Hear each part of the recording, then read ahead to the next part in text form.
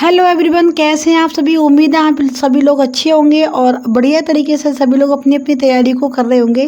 तो आपको मेरे चैनल पर डेली ही जीके और जीएस के ये शॉर्ट प्रैक्टिस सेट देखने को मिलते हैं, जो कि सभी महत्वपूर्ण परीक्षाओं के लिए ये सफिशिएंट होते हैं। देखिए कैसे यानी कि कौन कौन सी एग्जाम को इनसे हम टारगेट करते हुए हम अपने एग्जाम को दे सकते हैं।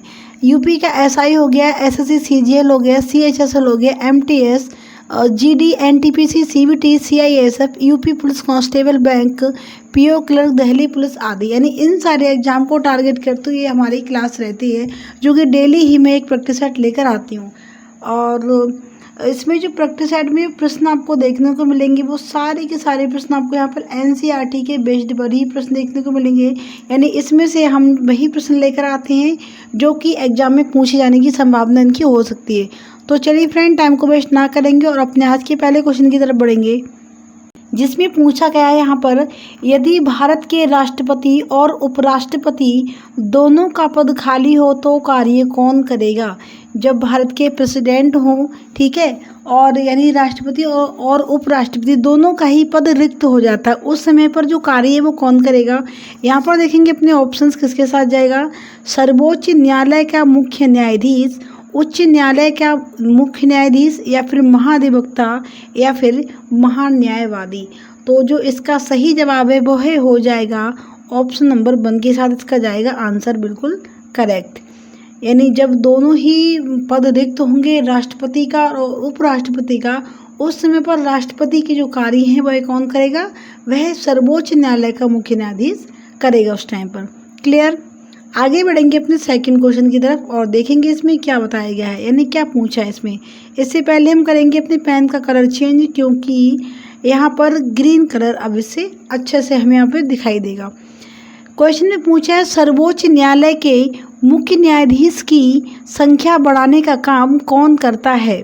बताइए, जो सर्वोच्च न्यायालय में जो न्यायाधीश होते हैं, जो जज होते, उनकी जो संख्या बढ़ाई जाती है तो वह कौन बढ़ा सकता है। संख्या बताना आपको यहाँ पर। ऑप्शंस देखेंगे एक बार, संसद, राष्ट्रपति, महान्यायवादी, या फिर प्रधानमंत्री।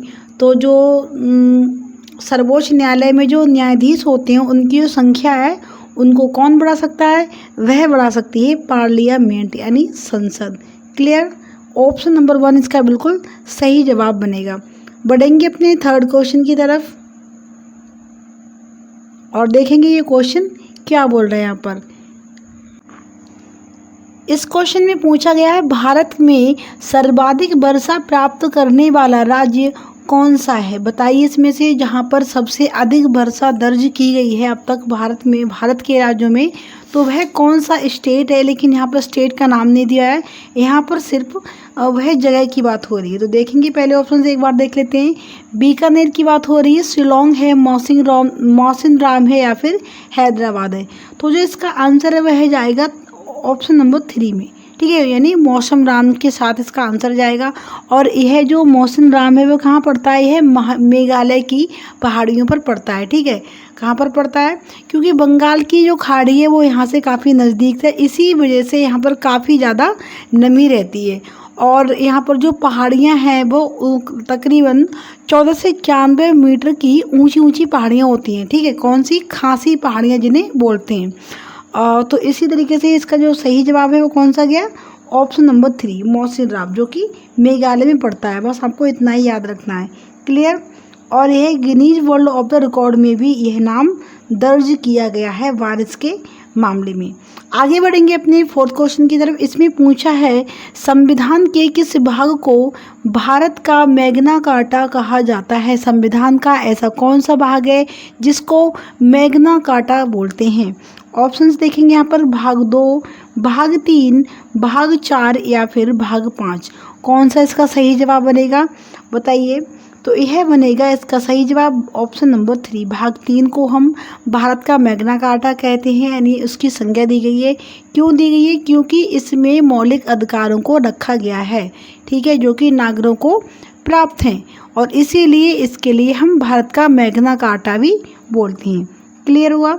आगे बढ़ेंगे अपने नेक्स्ट क्वेश्चन की तरफ और देखिए ये भी जान लीजिए, जो मौलिक अधिकार हैं वो कितने हैं, वो 12 से लेकर और अनुच्छेद 35 तक, ठीक है, अनुच्छेद 12 से लेकर अनुच्छेद 35 तक यहाँ पर मौलिक अधिकारों के बारे में बताया गया है।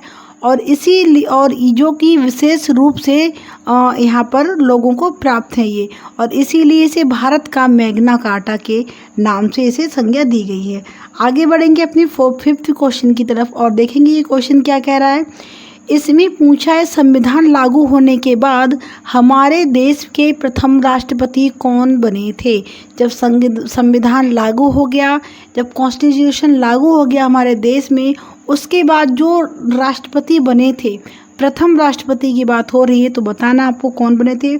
ऑप्शन से एक बार देखेंगे यहाँ पर, जवाहरलाल नेहरू, बाल गंगाधर तिलक, सुभाष चंद्र बोस या फिर राजेंद्र प्रसाद। क्या हो जाएगा इसका सही जवाब। तो यह जो पहले राष्ट्रपति बने थे वह बने थे राजेंद्र प्रसाद, यानी doctor Rajendra Prasad. Option number 4 के साथ इसका जो आंसर है वह जाएगा। क्लियर हुआ। और जो इनका कार्यकाल था राष्ट्रपति के रूप में, जितने वर्ष इन्होंने कार्य किया, ये भी कभी कभी पूछा जाता है, तो वह 2 वर्ष तक, ठीक है, कितने वर्षों तक, 2 वर्षों तक इन्होंने राष्ट्रपति के रूप में कार्य किया था। और ये संविधान सभा के अध्यक्ष भी थे और भारतीय स्वतंत्र आंदोलन के प्रमुख नेता भी थे। और इनके लिए 1962 में, कब, इसे थोड़ा हटाएंगे, ये यहाँ देखेंगे 2 वर्षों तक, ठीक है। और इनके लिए 1962 में, कब, 1962 में इनके लिए भारत रत्न से सम्मानित भी किया गया था। ये बहुत ही इम्पोर्टेंट फैक्ट है, जो कि मैं आपके लिए इम्पोर्टेंट पॉइंट जो है मैं आपको हर किसी क्वेश्चन के साथ बताती चलूँगी, जो मुझे लगेगा कि यहाँ पर इन चीज़ों को भी इसके साथ में बताना चाहिए।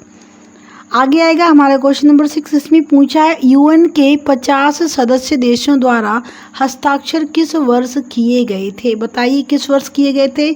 जो संयुक्त राष्ट्र संघ है यूएनओ, ठीक है, तो उसमें जो 50 देश थे, क्योंकि अब तो इसमें काफ़ी ज़्यादा हैं, तकरीबन अब 193 यानी लगभग 193 देश अब इसमें शामिल हो चुके हैं। लेकिन बात हो रही है जब यह स्थापना हुई थी इसकी, ठीक है, तो उस समय पर इसमें टोटल जो 50 देशों ने ही इस पर हस्ताक्षर किए थे। और पूछा है कि यह इसकी जो स्थापना है वह किस वर्ष हुई थी, या फिर इसमें पूछा है कि 50 देशों ने जो टोटल हस्ताक्षर किए थे वह किस वर्ष किए थे। ऑप्शन देखेंगे एक बार, 26 जून 1945, 15 अक्टूबर 1946, 16 अप्रैल 1945 या फिर 4 मार्च 1942। यहाँ पर एक नंबर एक्स्ट्रा है, इसे हम यहाँ से रिमूव कर देंगे इस तरीके से। क्लियर। अब इसका देखिए सही जवाब की अगर बात करें तो इसमें से थोड़ा सा मिसिंग हो गया है आंसर, और जो कि इसका जो आंसर है, वैसे 2 आंसर इसमें से हम कोई सा भी मान सकते हैं, क्योंकि ऑप्शंस जो सन है वो इसमें बिल्कुल करेक्ट है, और जो आगे का जो मंथ है वो यहाँ पर थोड़ा मिसिंग हो गया है। तो हम जैसे कि मान लेते हैं ऑप्शन नंबर 3, 16 अप्रैल 1945, लेकिन यह 16 अप्रैल नहीं रहेगा फिर यहाँ पर, ठीक है, क्या 16 अप्रैल की बात यहाँ पर फिर नहीं होगी। 1945 में ही हुआ था, लेकिन ये होता 25 अक्टूबर, ठीक है, कब हुआ था, 25 अक्टूबर को हुआ था ये। तो एक बार हम यहाँ पर देख लिया, 25 अक्टूबर 1945 को संयुक्त राष्ट्र को अधिकार पत्र के रूप में 50 देशों ने यहाँ पर हस्ताक्षर किए थे। क्लियर हुआ। अब आगे बढ़ेंगे अपने नेक्स्ट क्वेश्चन की तरफ। इसमें देखेंगे यहाँ पर क्या पूछा गया है। इसमें पूछा है आंतरिक सुरक्षा अकादमी कहाँ पर स्थित है। बताइए आंतरिक सुरक्षा अकादमी कहाँ पर स्थित है। ऑप्शन है हमारे अबू धाबी में, माउंट आबू में, प्रयागराज में या फिर लेह लद्दाख में। तो ये तो ऐसे आ गया, ये जो माउंट आबू है, आंतरिक सुरक्षा अकादमी है, इसकी बात हो रही है। तो ये कहाँ पर लागू है आपको ये बताना है। तो यह लागू है माउंट आबू में, ठीक है। आंतरिक सुरक्षा अकादमी कहाँ पर है, माउंट आबू में ये लागू है। और अगर बात करें कि ये जो आंतरिक सुरक्षा योजना होती क्या है, ठीक है, क्या होती है, तो ये क्या होती है, एक मिनट रुकिए जरा, ये क्या हो रहा है, इसमें थोड़ा सा पेशेंस रखेंगे, अभी क्लास को कंटिन्यू करेंगे हम। आई थिंक अब सब ठीक है यहाँ पर। चलिए हाँ, तो हम क्वेश्चन नंबर देख रहे थे यहाँ पर 7वां, ठीक है। ये वाला क्वेश्चन आई थिंक हो चुका है। इसका जो आंसर मैंने भी बोला था वह कौन सा बोला था यहाँ पर आंसर? इसका आंसर बोला था मैंने माउंट आबू, यानी इसका सेकंड बिल्कुल सही जवाब हो जाएगा। आगे बढ़ेंगे अपने नेक्स्ट क्वेश्चन की तरफ। आता है हमारा क्वेश्चन नंबर 8। इसमें देखिए पूछा है लिखित संविधान की अवधारणा ने कहाँ जन्म लिया। ठीक है, ये जो लिखित संविधान है इसकी अवधारणा है, ये सबसे पहले कहाँ से शुरू हुई है, जन्म कहाँ से लिया, किसने कहाँ किस देश से लिया। देखेंगे अपने ऑप्शन यहाँ पर संयुक्त राष्ट्र अमेरिका, ठीक है, जिसे USA भी बोलते हैं, USA, ठीक है, इसी को USA बोलते हैं, संयुक्त राष्ट्र अमेरिका, सोवियत संघ, दक्षिण अफ्रीका या फिर ऑस्ट्रेलिया। तो कहाँ से जन्म लिया था? इसका जो सही जवाब है वह हो जाएगा ऑप्शन नंबर 1, संयुक्त राष्ट्र अमेरिका USA। ठीक है, ये यहाँ से ही जो लिखित संविधान है उसकी अवधारणा ने जन्म लिया था। क्लियर? आगे बढ़ेंगे अपने अगले क्वेश्चन की तरफ। इसमें पूछा है यहाँ पर निम्न में से गंगा की पहली सहायक नदी कौन सी है? बताइए यहाँ पर पहली सहायक नदी कौन सी है? ऑप्शंस हमारे यहाँ पर महानदी हो गया, रामगंगा हो गया, गोदावरी या फिर घाघरा। तो इसका भी सही जवाब हो जाएगा ऑप्शन नंबर 4, घाघरा। क्लियर? फिर बढ़ते हैं अपने अगले क्वेश्चन की तरफ। जिस क्वेश्चन में मुझे लगेगा कि यहाँ पर हमें थोड़ा इसके बारे में समझाना चाहिए, वहाँ पर हम क्वेश्चन के बारे में थोड़ा अच्छे से डिटेल में बात करेंगे। आता है, इसमें पूछा है इनमें से कौन सी कार्यपालिका का सदस्य नहीं है? इनमें से कौन है जो कि कार्यपालिका का सदस्य नहीं है, आपको बताना है। ऑप्शन से एक बार देखेंगे, राष्ट्रपति, उपराष्ट्रपति, प्रधानमंत्री या फिर स्पीकर। तो देखिए राष्ट्रपति हो गए, ठीक है, ये भी कार्यपालिका के सदस्य हुए, उपराष्ट्रपति भी कार्यपालिका के सदस्य हैं, प्रधानमंत्री भी कार्यपालिका के ही सदस्य हैं, और ये जो स्पीकर है यानी ऑप्शन नंबर 4 है, यह कार्यपालिका के सदस्य नहीं माने जाएंगे। आगे बढ़ेंगे अपने पंजाब के निर्माण में सबसे महत्वपूर्ण नदी कौन सी है? बताइए। जो पंजाब है उसके विकास के निर्माण में यानी उसमें जो सबसे ज्यादा यूज में आती है नदी, वह नदी का नाम बताना आपको। सिंधु नदी हो गया, सतलुज नदी हो गया, चिनाब नदी या फिर रावी नदी। कौन सी नदी है? इसका सही जवाब देखिए क्या हो जाएगा यहाँ पर। तो इसका सही जवाब जा रहा है ऑप्शन नंबर 1 के साथ में, यानी सिंधु नदी के साथ में इसका आंसर जाएगा। यह नदी जो है वह आर्यों की सभ्यता का विकास हुआ था। यहीं पर इस नदी के किनारे ही आर्यों की सभ्यता का विकास हुआ था। उस समय इस भूखंड का नाम सप्त सिंधु अर्थात 7 नगरों का देश था, सिंधु घाटी सभ्यता के टाइम पर, और अभी इसे सिंधु नदी के बोलते हैं, और ये पंजाब में स्थित है। क्लियर हुआ? आगे बढ़ते हैं अपने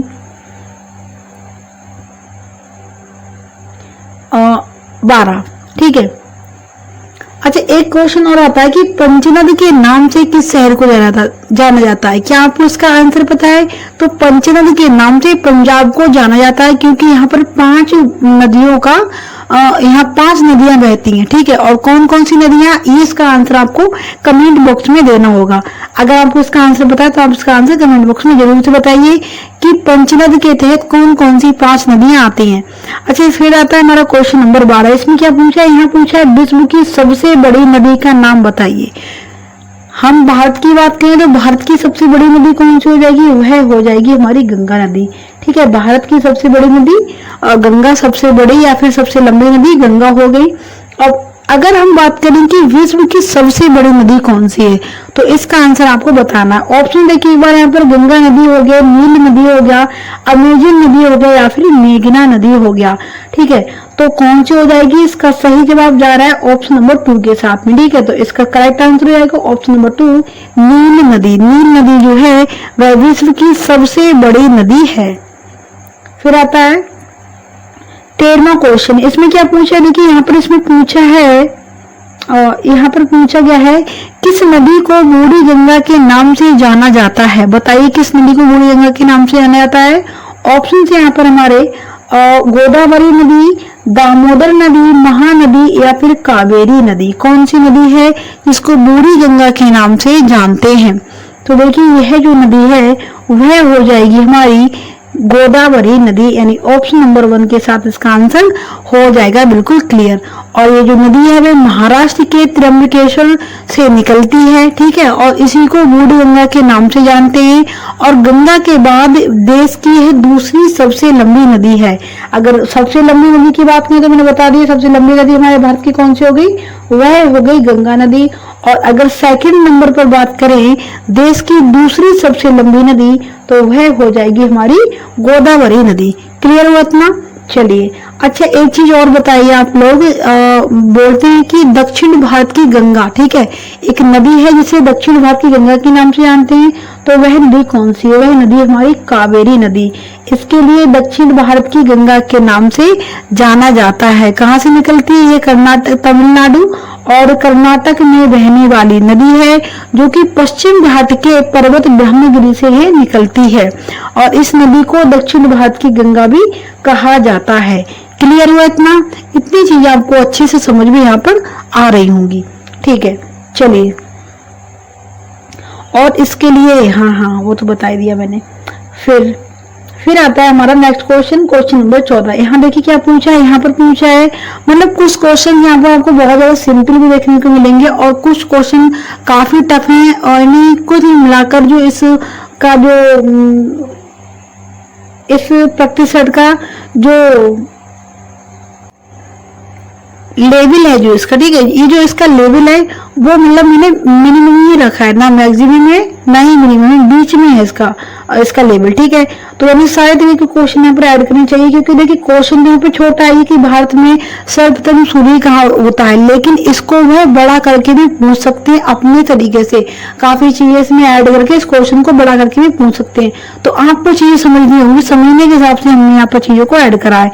तो यहाँ पूछा कि भारत में सर्वप्रथम सूर्य कहाँ होता है। अब आप लोग सोच रहे होंगे कि इतने क्वेश्चन सिंपल नहीं आते, लेकिन इतने सिंपल क्वेश्चन भी आते हैं एग्जाम में। और आप ये देख लीजिए, ठीक है, कोई भी आप एग्जाम उठाकर देख लीजिए, उसमें सारे क्वेश्चन आपको टफ नहीं मिलेंगे, हर तरह के क्वेश्चन आपको देखने को मिलते हैं। और यह प्रश्न भी आया हुआ प्रश्न है, आयोग के द्वारा पूछा गया प्रश्न है कि भारत में सबसे पहले सूर्य का उदय कहाँ होता है। यह पिछली जो यूपी पुलिस की भर्ती हुई थी उसमें यह पूछा गया क्वेश्चन था ये। तो इसमें देखिए ऑप्शन हमारे अरुणाचल प्रदेश से निकलता है, गुजरात से निकलता है, राजस्थान से या फिर नागालैंड से। कहां से होता है सूर्य का उदय भारत में सबसे पहले? तो जो सबसे पहले उदय होता है वह राज्य है हमारा अरुणाचल प्रदेश, यानी ऑप्शन नंबर 1 इसका बिल्कुल करेक्ट आंसर यहाँ पर बनता है। देखिए अरुणाचल प्रदेश में एक डोंग घाटी है, ठीक है, क्या है? डोंग घाटी है अरुणाचल प्रदेश में। और उसी डोंग घाटी में यहाँ एक गांव है जिसका नाम है डोंग, ठीक है, डोंग घाटी है। और उसी डोंग घाटी में डोंग नाम का एक गांव है, और इस गांव में सबसे पहले सूर्य का उदय होता है, ठीक है, यहीं पर सबसे पहले सूर्य का उदय होता है। आपको ये जानकर हैरानी होगी कि सुबह 4 बजे, ठीक है, सुबह के 4 बजे यहाँ पर सूर्योदय हो जाता है, और करीब शाम के 4 बजे तक यहाँ पर सूर्यास्त भी होने लगता है। तो 4 AM यहाँ पर सूर्य उदय हो जाएगा और 4 PM यहाँ पर सूर्य अस्त यहाँ पर होने लगता है। क्लियर हुआ? और ये गांव धरती से करीबन 1240 मीटर की ऊंचाई पर ये स्थित गांव है, ठीक है। देखिए राइटिंग आप लोग इग्नोर कीजिए, क्योंकि मतलब मार्कर नहीं है, तो मैं हाथों से लिखती हूँ। अभी मेरे पास इतनी ज्यादा सुविधाएं उपलब्ध नहीं है, और तो मतलब बहुत ही वही चीजें हमारे पास जिससे थोड़ा बहुत हमारा काम चल जाता है। आप लोगों को तो हम इतनी अपनी मेहनत करके इन सब चीजों को लेकर आते हैं, तो राइटिंग को थोड़ा आप लोग इग्नोर कर सकते हैं, क्योंकि आप समझ सकते हैं पेन पर एक हाथ से लिखना मतलब उंगली से तो थोड़ा ही अजीब तो राइटिंग थोड़ा आएगा, बट आप लोग इतना तो इग्नोर कर सकते हैं। फिर चलिए अपने अगले क्वेश्चन की तरफ बढ़ते हैं, क्वेश्चन नंबर 15 में। और फिर हमारा क्वेश्चन नंबर 15 यहाँ पूछा है, विंध्याचल पर्वत एवं सतपुड़ा पर्वत के बीच से होकर कौन सी नदी गुजरती है? बताइए। विंध्याचल पर्वत और सतपुड़ा पर्वत, इन दो पर्वतों के बीच से होकर जो नदी गुजरती है उसको बताना है। ऑप्शन हमारे नर्मदा नदी हो गया, कावेरी नदी हो गया, गोदावरी या फिर कोयना नदी। कौन सी नदी है जो कि इन दो पर्वतों के बीच से होकर गुजरती है? वह हो जाएगी नर्मदा नदी, यानी ऑप्शन नंबर 1 इसका बिल्कुल क्लियर हो जाएगा। ये इन दो पर्वत श्रृंखलाओं के बीच में बहती है। फिर आता है हमारा क्वेश्चन नंबर 16। क्वेश्चन नंबर 16 में देखिए क्या पूछा है यहाँ पर। यहाँ पूछा है इन्होंने निम्न में से किस राज्य से होकर कर्क रेखा नहीं गुजरती है। ऐसा कौन सा स्टेट है यहाँ से तो कर्क रेखा जहाँ से नहीं गुजरती है। एक ट्रिक है इसको याद करने की, मित्र पर गमता झार। ठीक है, मी से हो गया मिजोरम, त्रा से हो गया त्रिपुरा, पा से हो गया पश्चिम बंगाल, रा से हो गया राजस्थान, गा से हो गया गुजरात, मा से हो गया मध्य प्रदेश, छा से हो गया छत्तीसगढ़ और झा से हो गया झारखंड और रा से हो गया राजस्थान। इतने सारे देश हो गए जिनसे होकर कर्क रेखा गुजरती है। तो आप लोग बताइए हमने इसमें किस स्टेट की बात नहीं करी। तो जिस स्टेट की बात नहीं है यहाँ पे वो हो जाएगा वह तमिलनाडु, और यही इस क्वेश्चन का आंसर हो जाएगा। फिर आता है हमारा क्वेश्चन नंबर 17। यहाँ पर क्या पूछा है, यहाँ पर पूछा गया है कि भारत का सबसे लंबा नेशनल हाईवे कौन सा है। बताइए भारत का जो सबसे लंबा नेशनल हाईवे है उसकी बात हो रही है। ऑप्शन हमारे NH44, NH30, NH24 या फिर NH36।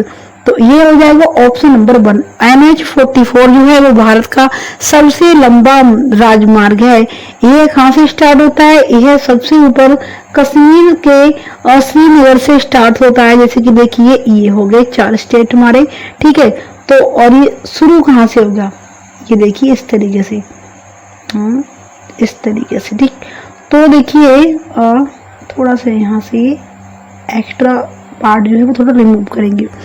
अब देखिए ये हो गया हमारा जम्मू कश्मीर। तो यहाँ जम्मू कश्मीर के श्रीनगर से ये आरंभ होता है और फिर तमिलनाडु के लास्ट में आकर ये कन्याकुमारी पर, ठीक है, कन्याकुमारी में ये समाप्त होता है। तो यह भारत का सबसे लंबा नेशनल राजमार्ग से का दर्जा इसे दिया गया है।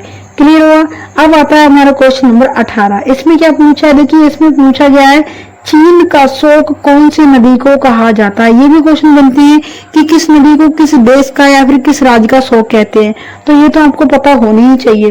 ऑप्शन देखिए एक बार यहाँ पर हुंगहो नदी हो गया, मेक नदी हो गया, मेघना नदी या फिर पद्मा नदी हो गया। क्या हो जाएगा इसका सही जवाब, तो ये हो जाएगा हुंगहो नदी। ठीक है, इसको चीन का शोक के नाम से इस नदी को जानते हैं।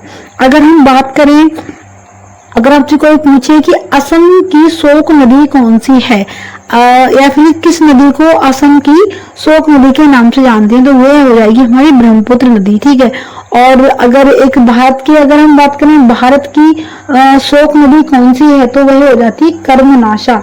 ठीक है, कर्मनाशा, कर्मनाशा, इतना काफी है। कर्मनाशा नदी जो है वह भारत का शोक इसे कहते हैं। यह वाराणसी, उत्तर प्रदेश, आगरा, बिहार, ठीक है, इन सारे जिलों में बहुत इसे मतलब ये नदी इसे अपवित्र माना जाता है। ठीक है, और इस नदी का जो उद्गम होता है वह कहाँ से हो जाता है, वह होता है कैमूर से। ठीक है, कैमूर से इस नदी का उद्गम होता है और ये बक्सर के समीप गंगा में फिर ये विलीन हो जाती है, उसमें आकर फिर ये मिल जाती है। ठीक है, क्लियर हुआ, इतनी चीजें। और एक और अगर पूछे, अगर कोई पूछे कि बंगाल का शोक किसे बोलते हैं, तो वह होती है दामोदर नदी। और बिहार का शोक, ये तो सभी को पता होगा, बंगाल का शोक दामोदर और कोसी को बिहार का शोक कहते हैं। ठीक है, यानी ऐसा होना चाहिए कि अगर एक कोई क्वेश्चन पूछे तो उससे संबंधित बहुत सारी चीजें हमारे दिमाग में एकदम से याद आ जाए हमें फटाक से में।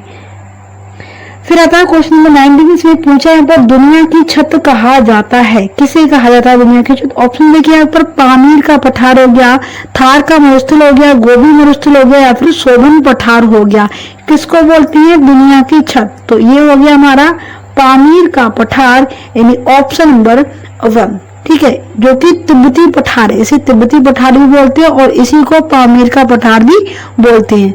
तो ये विश्व की छत के रूप में इसे जाना जाता है क्योंकि यह ऊंचाई पर है। ठीक है, क्यों है, क्योंकि यह ऊंचाई पर है, इसलिए इसे दुनिया की छत कहते हैं। फिर आता है हमारा आज का लास्ट क्वेश्चन, क्वेश्चन नंबर 20। इसमें देखिए क्या पूछा है, यहाँ पूछा है यहाँ पर फैजाबाद को अब किस नदी के नाम से जाना जाता है। तो फैजाबाद जो है इसे देखिए रामायण काल में फैजाबाद का नाम जो था वह था साकेत। ठीक है, इसे साकेत नगरी के नाम से जानते थे पहले। ठीक है, रामायण में आपने इसका, अगर आपने रामायण पढ़ी है तो आपने इसका जिक्र भी अच्छे से सुना होगा। तो रामायण काल में इसे साकेत बोलते थे, फिर इसका नाम जो था वह फैजाबाद कर दिया गया और ये जो अयोध्या नगरी है वो फैजाबाद जिले में ही आती थी। ठीक है, एक अयोध्या नगरी है जहां पर हमारे श्री राम प्रभु का मंदिर है, तो वह नगरी फैजाबाद के ही जिले के अंदर आती थी, इसीलिए इस जिले का नाम भी बदलकर अयोध्या ही कर दिया गया। क्लियर हो? तो ये थी हमारी आज की क्लास, जिसमें हमने आपको यहाँ पर पूरे 20 प्रश्नों को हमने सॉल्व करवाया और उनके आंसर भी दिए। उम्मीद है आपने भी इनमें काफी सारे आंसर सही किए होंगे और आपका स्कोर भी इसमें काफी अच्छा रहा होगा।